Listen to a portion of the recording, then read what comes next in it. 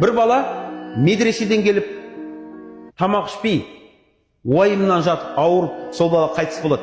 Кейін әке шешесі ұстазына барып сол күн не болғанын сұраған кезде айтады, бүгін біз бір аятты тәпсірледік дейді. Тозақтың отыны бар ғой, отыны адамдар мен жындардан болады. Тозақты адамдар мен жындарға толтырады. Отыны адамдар мен жындардан болады. Сонда ана бала ұстазға сұрақ қойды дейді, я ұстаз, егер де тозақтың отыны адамдар болатын болса, мен анамның ошақты жаққан кезінде от тұтатқанын көргем. Отқа бірінші томарларды емес, бірінші шыбықты тастап тұтатады дейді.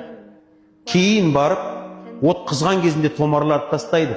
Егер дәл солай болатын болса, азапқа бірінші біз ұшырайтын секілдіміз ғой деп. Шана балаң уайымын көрдіңіз ба? Біздерді уайымдату керек. Біздің Алланы шынымен, қазір бізде сұрақ болу керек. Мен сонда шынымен Алланы жақсы көретін адамдардың қатарында, санатында жоқпын ба не дейсің? Мен сонда шынымен пайғамбар салсам жақсы көре алмаймын ба? Мен сонда жақсы көрем деген просто сезіммен өзімді өзім алдап жүрмін ба? Кітабым Құран деп айтам.